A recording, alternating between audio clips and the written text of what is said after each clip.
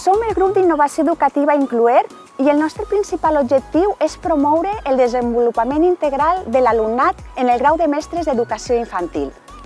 Seguint el nostre model de desenvolupament personal REP, que integra la resiliència, l'educació emocional i el benestar, les futures i els futurs mestres treballen continguts dels 3 paradigmes a partir de la dimensió personal, que permet ampliar el concepte d'escola inclusiva.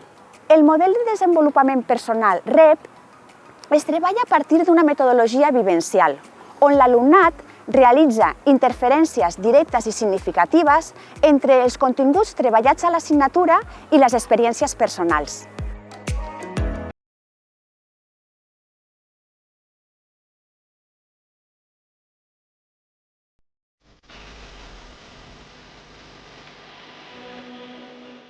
En el marco de la escuela inclusiva es fundamental la participación de la comunidad, en especial de las familias.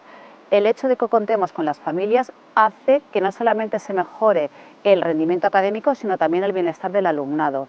Es fundamental que el alumnado comprenda este hecho no de una forma teórica, sino de un aspecto vivencial. Por eso, desde hace 5 años, en la asignatura de Educación a la Diversidad, hacemos esta actividad en la que introducimos a las familias para que comprendan este valor desde la práctica. Hemos visto con el transcurso del tiempo los resultados de las investigaciones realizadas, cómo se mejora a través de esta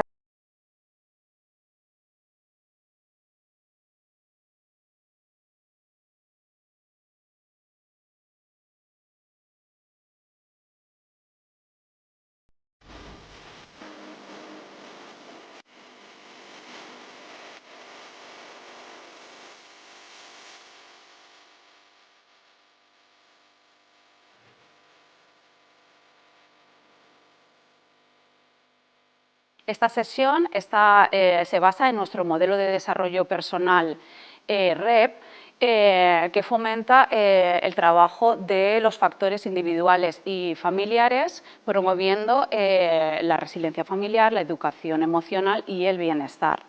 Cada uno de nuestros estudiantes invita a un familiar, lo trae al aula y hacemos una primera actividad de presentación, donde todos se presentan y entonces ya los dividimos a todos en 4 grupos que están, pues, a cada uno pertenece a unas 5 parejas familiar-estudiante. La prueba son 4 pruebas en un formato de gincana y para pasar de una a otra tienen que ir consiguiendo determinadas pistas.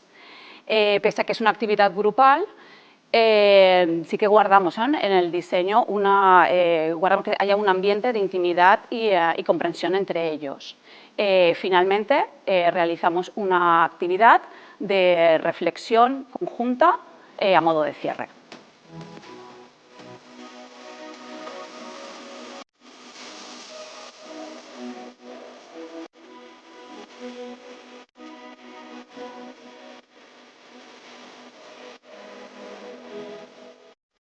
Com bé ha dit la meva companya Raquel, la jornada consta de 4 activitats, són 4 proves.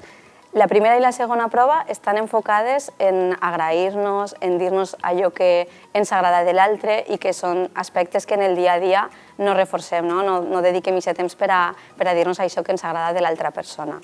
Ja la tercera activitat és un vídeo que projectem, que és molt curtet, i després hi ha unes preguntes en les que han de fer un poc més d'introspecció i també plantejar-se metes de cara al futur. I ja per acabar, hi ha una última prova on han de manera cooperativa rebentar un globus i a banda hi ha una part lúdica també de ballar i de karaoke.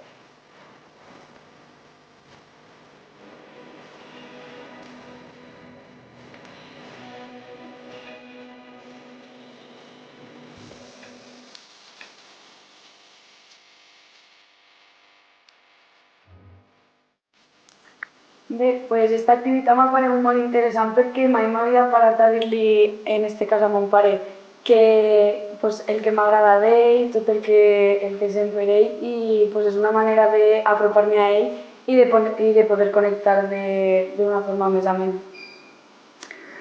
Bé, a raó de lo que ella ha dit, m'ha paregut una activitat molt emotiva, degut a que el trau els sentiments que tens, en aquest cas, cap a la meva filla, Carmen, però que a vegades no ho he expresses i ara m'agrada molt perquè m'ha donat l'oportunitat d'expressar-ho.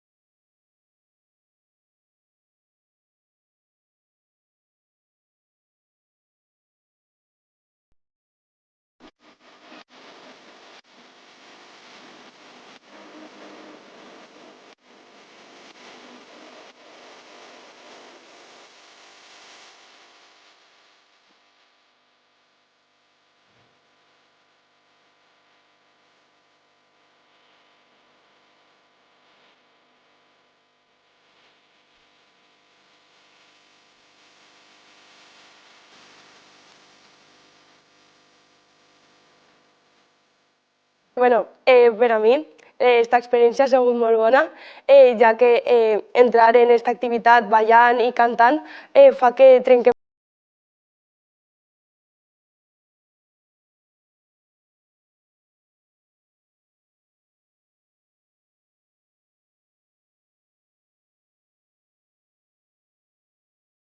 i això, i conèixer d'esta manera en tanta alegria, ballant i cantant així el karaoke.